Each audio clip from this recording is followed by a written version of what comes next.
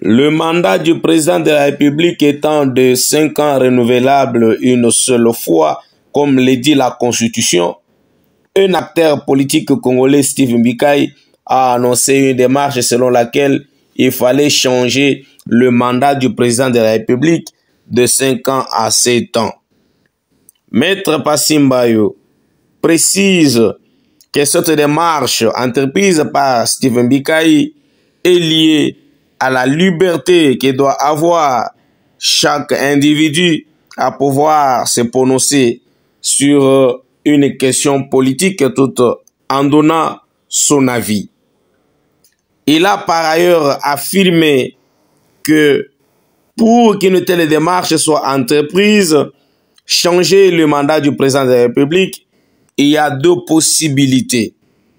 Le référendum constitutionnel et la majorité des 3/4 au Parlement. Bien, mais d'abord, il faut dire que la démarche annoncée par Steve Mbikai est une démarche liée à la liberté d'expression de chaque individu. En démocratie, chaque citoyen a droit de pensée libre, a droit de choix d'orientation politique. C'est comme ça que Steve Mbikai avait préconisé que 5 ans c'était peu pour le président de la République et qu'il était important de lui accorder 7 ans afin de pouvoir concrétiser bien des choses. Il faut d'abord dire qu'en Afrique, le discours de 7 ans n'est pas nouveau. Nous le voyons dans certains pays africains comme en Guinée et au Sénégal. Ça l'avait été en France il n'y a pas 25 ans que cela avait été arrêté. Mais il faut dire que c'est un simple point de vue démocratique qui ne peut pas être a fortiori un point de vue à appliquer. Pourquoi? Puisque pour parvenir à changer le nombre de mandats du président de la République, il faut modifier la Constitution. Et cette disposition constitutionnelle me semble être verrouillée. Pour essayer de la modifier, il n'y a que deux possibilités. La première possibilité, la plus pacifique et la plus participative, c'est la possibilité du référendum constitutionnel.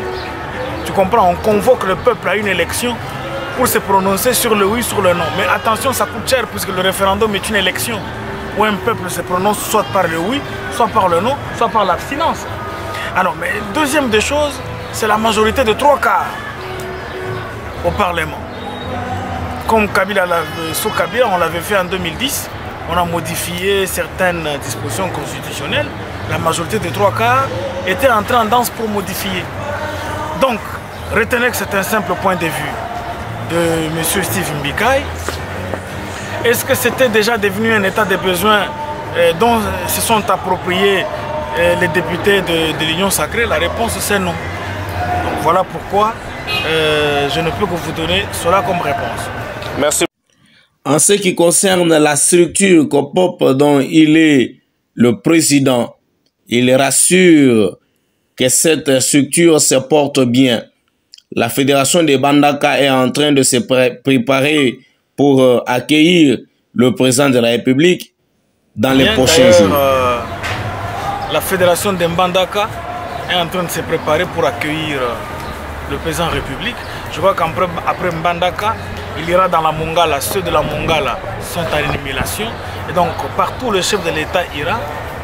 La colline du Populorum Progressio, qui est la COPOP UDPS, sera présente pour non seulement l'accueillir, mais lui témoigner solidarité et soutien aux possibles élections de 2023 qui doivent être pour Fachi une simple promenade de santé. Voilà, merci beaucoup, cher maître, d'avoir C'est moi qui vous remercie et je vous témoigne tous les sentiments patriotiques. Merci beaucoup.